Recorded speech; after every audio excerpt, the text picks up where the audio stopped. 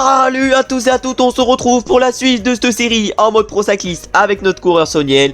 Et du coup dans cet épisode on va aller faire la suite de cette troisième saison avec la Uno X. Et on va partir directement avec notre premier monument en carrière, c'est-à-dire Milan-San Remo. Ensuite on va aller faire la classique Bruges de la Panne. On ira faire ensuite Gambevel Game. Après on ira faire le Shell de Prise. On ira faire le Tour de Bramançon, c'est-à-dire la de Brambenby. Et on terminera la vidéo avec l'Amstel, la Flèche ou encore Liège-Bastogne-Liège. Mais là déjà va falloir bien commencer avec Milan-San Remo qui va démarrer directement et on va aller voir quel est notre rôle sur ce premier monument qu'on va faire en carrière, sur le premier monument qu'on va faire en carrière. Et on va se retrouver directement au départ justement pour voir ce rôle, en espérant avoir un rôle intéressant pour pouvoir jouer notre carte perso. On est au départ de Milan-San Remo, on a un petit plus 1 mais malheureusement on a un rôle d'équipier aujourd'hui, c'est à dire qu'on doit faire 45 km en tête de groupe. On va donc faire le rôle d'équipier puis se retrouver ensuite au pied du Poggio où on essaiera pourquoi pas de faire quelque chose. Après de longs kilomètres sur ce Milan-San Remo, on arrive avec notre coureur au pied du Poggio di San Remo. Et du coup on a fait 56 km à l'avant sur les 45 qu'on devait faire sur ce Milan-San Remo. Et maintenant on va essayer de faire la meilleure montée possible dans le Poggio. On n'est pas hyper bien placé mais on n'est pas hyper mal placé non plus. Et l'objectif évidemment ça va être pourquoi pas d'essayer de remonter. Je pense que le faufilement déjà ça peut être intéressant pour ça. Malheureusement on a qu'un 70 descente, ça va pas trop nous avantager justement dans la descente. Mais notre petit 71 montagne, notre petit 75 vallon également peut être intéressant. Et même notre petit 72 Axel peut être intéressant. Alors que là c'est les coéquipiers de Jasper Philipsen qui sont en train de rouler, c'est-à-dire Ilan Van Wilder et Tim Merlier. Alors on a Philipsen qui est dans la roue, nous pourquoi pas accélérer, pourquoi pas tout donner vers le sommet de cette côte. On va tout donner avec notre coureur, on n'a rien à perdre de toute façon. On n'a rien à perdre. Ah mais je savais pas qu'il restait autant de temps, c'est-à-dire que là va falloir tout donner. Ah ouais non mais là on peut pas suivre le contre. On peut pas suivre le compte de Tim Wellens, on aura tout donné avec notre accélération. Et du coup le compte de Tim Wellens il a été, même de Matteo Trentin, il a été trop dur à suivre. Oh Matteo Trentini, il est très costaud dans cette espèce de descente. Il est très costaud, il était en plus 4 aujourd'hui, ça doit un peu l'avantager. Nous malheureusement on était qu'en plus 1 et avec nos stats, c'est pas exceptionnel le plus 1 mais on va tenter quand même, on va lancer bientôt le sprint. Au bas de la descente, on va lancer le sprint. Malheureusement j'avais oublié de consommer le gel énergétique. On est parti avec Jasper Stuyven et Rémi Cavagna. Mais rien que d'aller chercher un top 10, même d'aller chercher un top 5, ça serait insane sur notre premier monument. Alors que là il y a Matteo Trentin qui est en train de survivre par rapport au sprinter. Et il va aller s'imposer sur ce Milan-San Remo, le Matteo Trentin, et il va aller chercher la victoire devant Jasper Stuyven. Et ensuite c'est Tim Merlier pour la Soudal Quickstep qui va terminer 3. On a Philipsen, le coéquipier de Merlier, qui va faire 4 et Arnaud Delis 5, tandis que nous on termine un peu plus loin malheureusement vu qu'on termine exactement 23ème. Bon on aura tenté sur ce Milan-San Remo, malheureusement ça n'aura pas fonctionné. Et du coup on peut commencer avec le classement de ce Milan-San Remo et on va aller voir combien de points cette course nous a apporté. Elle nous a apporté du coup 10 points. Et maintenant on va partir pour une nouvelle classique. De toute façon il y aura que des classiques dans cette vidéo et ce classique ça va être classique Bruges de la Panne. On va voir ce qu'on a à faire, on va voir si notre rôle évolue et si on a encore un rôle d'équipier ou pas. On est au départ d'une nouvelle course avec ce classique Bruges de la Panne et on a encore une fois un rôle d'équipier. Un beau plus 3 aujourd'hui, on doit travailler en tête de groupe 30 km. Bon on a un plus 3 parce que j'ai utilisé le bonus de volonté, ce qui nous a apporté du coup un plus 3. Mais là on va essayer de gérer sur ce classique Bruges de la Panne et essayer de faire le rôle d'équipier. Et ensuite pourquoi pas j'ai notre carte perso parce que le plus 3 peut nous carrer aujourd'hui. Et on va se retrouver sur ce classique, je pense directement dans le final parce que ça m'étonnerait qu'il se passe grand chose avant. On arrive dans le final de ce classique Bruges de la Panne et c'est le vent qui a fait les écarts sur cette course. On n'est plus que 46 à pouvoir se jouer sûrement la victoire, même moins parce que derrière c'est en train de craquer notamment pour quelques-uns de nos coéquipiers. Il n'y a que Dversners et Stan Fredheim qui sont encore bien pour notre équipe. Nous on est encore bien mais là on arrive sous la banderole des 5 derniers kilomètres. Faut pas que j'oublie de consommer le gel énergétique et là bientôt on va utiliser faufilement et l'objectif ça va être d'aller faire un gros sprint aujourd'hui sur ce classique Bruges de la Panne pour aller chercher un petit résultat alors que devant ça a accéléré pour certains, ça a accéléré pour Christophe Laporte, Garcia Cortina et Max Walscheid.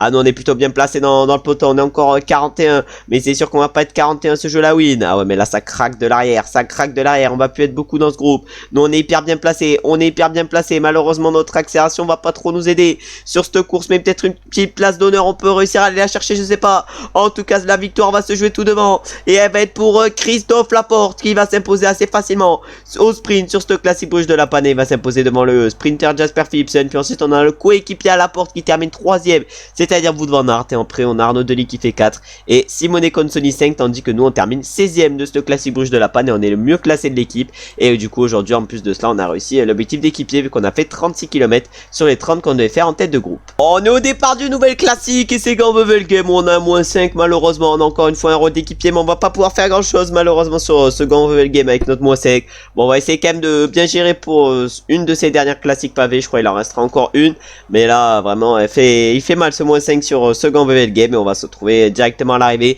en espérant avoir réussi l'objectif d'équipier du jour, c'est-à-dire faire 35 km en tête de groupe. Les premiers sont en train d'arriver sur ce Mauvais Game, malheureusement le -5 nous a porté défaut et on n'ira pas chercher un gros résultat sur cette course, mais on a fait au moins largement le rôle d'équipier vu qu'on a fait 53 km sur les 35 qu'on devait faire. Mais là on va voir qui c'est qui va s'imposer, et ça va être du coup Christophe Laporte qui va aller chercher la victoire comme sur la classique rouge de la panne, et cette fois-ci il va s'imposer devant Matteo Trentin qui a remporté le Milan-San Remo en début de vidéo. Et ensuite on a Brent Van Moor qui termine 3ème, Filippo Ganna 4ème et Nils Politt 5ème, et ensuite on a Jasper Philipsen qui règle le sprint du peloton, tandis que nous, notre premier coéquipier aujourd'hui c'est Warren Schold, et Warren Schold il va aller chercher que la 18ème place. Bon c'est pas ouf, et maintenant on va partir directement pour la prochaine course qui va être, je crois bien, la dernière course pavée de ce début de saison et même de cette saison. Et l'objectif sur cette course, ça va être de faire ce que nous demande le directeur sportif. Depuis tout à l'heure on a un rôle d'équipier, on espère que ça va commencer un peu à évoluer avec la prochaine course. On est au départ d'une nouvelle course, et cette fois-ci par contre c'est pas une course sur le tour, mais c'est la dernière course pavée de la saison, et on a un rôle qui a changé vu que sur cette course on a un rôle de puncher outsider. On a un petit plus on doit faire combien de kilomètres en tête de groupe? On doit faire exactement 65 km en tête de groupe dans les 130 derniers kilomètres. On va du coup essayer de faire ça. On a actuellement Williams qui nous a suivi avec Edmondson, et l'objectif évidemment sur cette course ça va être d'aller chercher le meilleur résultat possible en espérant pourquoi pas que l'échappée aille au bout, ce qui nous permettrait d'empocher un maximum de points. Et on va se retrouver sur cette course un peu plus tard pour voir déjà si on a réussi l'objectif d'échapper. Malheureusement on vient de se faire attraper à moins de 11 km de l'arrivée alors que Mathis Louvel vient d'accélérer. Ah, nous malheureusement la victoire va pas être pour nous sur ce Schneider-Pries. En tout cas on a fait au moins 118 km sur les 65 qu'on devait faire en échappé dans les 130 derniers kilomètres, et maintenant du coup on va aller se retrouver sur la ligne d'arrivée et on va aller voir qui c'est qui remporte cette course, parce que ça m'étonnerait que ça soit nous et notre coureur, et même ça m'étonnerait qu'on aille chercher une place d'honneur. On ne voit pas grand chose à l'arrivée, mais on va voir qui c'est qui va s'imposer sur cette course. Ça sera malheureusement pas un équipier à nous, mais ça va être qui? Ça va être Arnaud Delis qui va s'imposer sur ce Schneider-Pries devant Jordi Meuil, ça s'est joué à rien du tout. Et ensuite on a Turgis qui fait 3, puis Peter Sagan 4, et on a Van Der Poel qui complète le top 5. Bon, il y avait une sacrée start list sur ce Schneider-Pries alors que nous on termine 39ème avec notre coureur. On a failli surprendre un peu tout le monde avec l'échappée vu qu'on a fait un long raid en groupe, vu qu'on s'est fait rattraper seulement à 12 km de l'arrivée, mais malheureusement ça n'a pas marché, et on espère par contre que ça marchera sur les classiques ardennaises où nous allons nous retrouver directement. On est au départ de la première course ardennaise de notre carrière, j'ai l'impression, et on a un rôle d'équipier pour cette première course ardennaise. On a un petit plus 2 qui va nous aider à faire le rôle d'équipier, et peut-être pourquoi pas tenter notre chance. En tout cas on doit faire 30 km en tête de groupe. On va essayer de faire ça et on va se retrouver un peu plus tard sur ce tour de Brabançonne en espérant avoir réussi l'objectif, et en espérant pourquoi pas jouer notre carte perso, même si avec un 75 vallon et un 77 avec le plus 2 ça risque d'être compliqué. On est à 6 km de l'arrivée avec notre coureur. Bon malheureusement on n'a pas suivi le groupe de devant, c'est à dire qu'il y a un petit groupe qui est parti devant, mais on n'a pas réussi à les suivre, on a plutôt pas tenté, et du coup on a réalisé largement l'objectif d'équipier sur cette étape vu qu'on a fait 42 km sur les 30 qu'on devait faire. Mais maintenant on va essayer de faire le jump sur le groupe de 11 devant. Ah, le groupe de 11 devant, est-ce qu'on va pouvoir les rattraper? Ah, j'ai pas l'impression, et j'ai encore une fois oublié de prendre le gel énergétique. Ah, ça c'est un peu couillant, alors que devant il y a notre coéquipier normalement de Versners. Est-ce qu'il va être capable de faire un bon résultat? On a roulé pour des mecs qui on l'espère vont être costauds. En tout cas il reste plus qu'une montée sur ce classique et sur ce tour de Brabançonne. En tout cas nous on va tout donner, on va aller voir ce que font nos coéquipiers sur cette course. Bon, faudrait que j'arrive à m'exprimer, et on va aller voir ça justement directement sur la ligne d'arrivée. C'est Arnaud Delis qui s'impose sur une classique ardennaise, ça c'est un peu une surprise, et il s'impose devant Benoît Cosnefroy et Anthony Turgis. Ensuite on a Starnard qui fait 4 et Mauro Schmid 5, tandis que notre coéquipier de Versners va aller chercher la 12ème place derrière Alexander Kemp qui va du coup régler le petit groupe, et nous on va terminer un peu plus loin avec notre coureur, mais j'ai l'impression qu'on va aller chercher quand même une petite place d'honneur vu qu'on va terminer exactement 22ème. On est au départ de la première classique ardennaise importante des 3 qui vont figurer vu qu'on est au départ de l'Amstel Gold Race, et on a un petit plus sur cette course. On doit faire 40 km En tête de groupe, on va aller voir la start list sur cette Amstel Gold Race où figure donc des gros coureurs. Il n'y a pas n'importe qui sur cette course vu qu'il y a notamment du Wout van Aert, il y a du Daniel Felipe Martinez également. Il y a du Nelson Powless, du Jay Hindley, du Matteo Jorgensen ou encore du Matej Moric. Il y a également du Ben Illy pour la G2R Citroën. Voilà, une très belle start list sur cette course et nous on va essayer évidemment de faire le rôle d'équipier en espérant que nos coéquipiers aillent chercher une place raisonnable, en espérant pourquoi pas tenter notre chance dans le final. Bon, malheureusement l'Amstel Gold Race est terminé pour nous, on est loin, on est le premier de l'équipe au moins, mais voilà, on a été distancé depuis longtemps sur cette Amstel Gold Race et on a fait du coup 49 km sur les 40 km qu'on devait faire en tête de groupe. Malheureusement ça n'a pas servi à grand chose parce que regardez le résultat de nos coéquipiers, ils sont encore plus gays que nous, c'est à dire qu'on roule pour des mecs vraiment qui vont faire aucun résultat et on roule pour une équipe dont on est le meilleur. Bon, c'est pas très logique, mais du coup on va aller voir l'arrivée à Valkenburg et on va aller voir qui c'est qui va s'imposer sur cette Amstel et sur cette première classique ardennaise. Et ça va être, j'ai l'impression, Michael Matthews qui va aller chercher la victoire et il va s'imposer devant Nelson Powless et ensuite ça va être à Søren Kragh Andersen d'aller chercher la 3ème place, puis ensuite on a Wout qui va chercher la 4ème et Jay Hindley la 5ème, tandis que nous malheureusement on va terminer un peu plus loin sur cette Amstel Gold Race et on va pas commencer parfaitement ces classiques ardennaises. On espère maintenant avoir des meilleures notes sur la Flèche et sur Liège pour pouvoir pourquoi pas essayer de faire un résultat convenable et même pourquoi pas essayer d'aller chercher une victoire, même si ça risque d'être très compliqué. Après une Amstel où on a eu un rôle d'équipier sur la Flèche, c'est encore pire, on a encore une fois un rôle d'équipier, mais cette fois-ci on n'a pas une note positive, mais on a un -4 sur cette Flèche wallonne. Bon, vraiment, on va rien avoir à jouer aujourd'hui. On va aller faire le rôle d'équipier. On va se retrouver directement à l'arrivée pour voir qui c'est qui s'impose sur cette course. Mais là, le -4, mais le -4, il détruit nos stats. Et avec le -4, il n'y a aucune possibilité de faire un gros résultat. C'est-à-dire que cette première campagne de classique aura été quand même assez moyenne, même s'il reste encore Liège-Bastogne-Liège après. Bon, Liège-Bastogne, ça m'étonnerait qu'on aille chercher un gros résultat, puisqu'il risque d'avoir une adversité de fou furieux. Et du coup, on peut voir la start list sur cette course. On aura notamment du Remco pour la Soudal, on aura du Julien Lafilippe, on aura du Pogacar, du Wout van Aert. Voilà, que des favoris sur cette course et on va se retrouver directement dans le final et à l'arrivée pour voir quel est le favori qui s'impose au sommet du mur de 8. Les premiers vont arriver au sommet de ce mur de 8, justement les bois, mais qui c'est qui va s'imposer sur cette course? Et ça va être Remco Evenepoel, à moins qu'il se fasse doubler sur la ligne. Oh, ça va se jouer à rien. Mais non, c'est bel et bien Remco Evenepoel qui s'impose devant Nelson Powless. Michael Matthews qui s'était imposé sur l'Amstel termine 3ème. Ensuite on a Buitrago qui fait 4 et Daniel Martinez 5. Tandis que nous, aujourd'hui, on a fait 40 km en tête de groupe sur les 30 qu'on devait faire. On a largement réalisé le rôle d'équipier. Maintenant, on va partir directement pour notre dernière course de la vidéo et notre dernière course de cette campagne de classique, c'est-à-dire Liège-Bastogne-Liège. On est au départ maintenant de la dernière course de la vidéo, c'est-à-dire Liège-Bastogne-Liège. Dernière course de cette campagne de classique. On va essayer pourquoi pas de partir dans l'échappée sur cette course.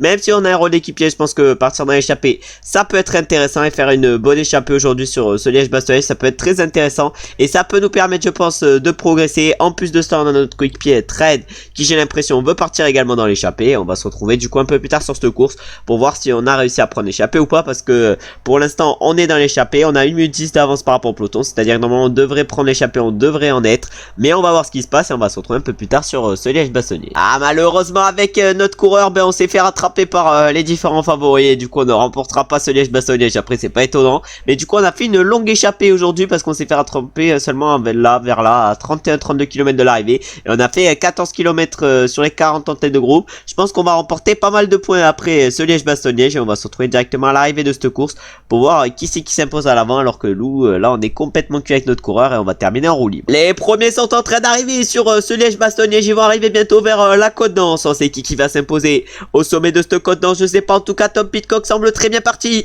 Est-ce qu'il va aller chercher la victoire ou ça va être Jonas Vingegaard? Et non, ça va être Jonas Vingegaard qui va s'imposer devant Thomas Pidcock et ensuite c'est Lutsenko qui va chercher la 3ème place, c'est une petite surprise. Puis ensuite on a Pogacar qui fait 4 et Simon Yates 5, tandis que le premier français aujourd'hui sur ce Liège-Bastogne-Liège c'est Guillaume Martin qui termine 6ème, on a Julien qui termine 9ème et du coup aujourd'hui malheureusement on n'aura fait que 14 km sur les 40 en tête de groupe, mais je pense quand même qu'on aura fait une belle course et maintenant justement on va aller voir les podiums de ce Liège-Bastogne-Liège où ça va être Jonas Vingegaard qui va être dessus. Et on peut voir le podium de ce Liège-Bastogne-Liège où du coup Jonas Vingegaard s'est imposé à régler un groupe de 5 alors que derrière ça a terminé à 29 secondes pour le reste du peloton. En tout cas belle victoire de Jonas Vingegaard qui s'impose sur ce Liège-Bastogne-Liège et qui montre qu'il est assez complet. Maintenant on va aller voir combien de points nous a rapporté cette course et je pense que l'échappée a dû nous rapporter pas mal de points et voilà, 140 points nous rapporte l'échappée. On passe directement au niveau 19 pour conclure la vidéo. On remporte également 2 points pour le travail d'équipier et du coup on a une amélioration de caractéristiques, 1 point de compétence et on va commencer déjà avec l'amélioration des caractéristiques et on va voir en quoi on progresse. Bon, l'amélioration la plus intéressante descente au niveau 19 elle est pas exceptionnelle parce que nos pourcentages ils sont pas exceptionnels au niveau des améliorations.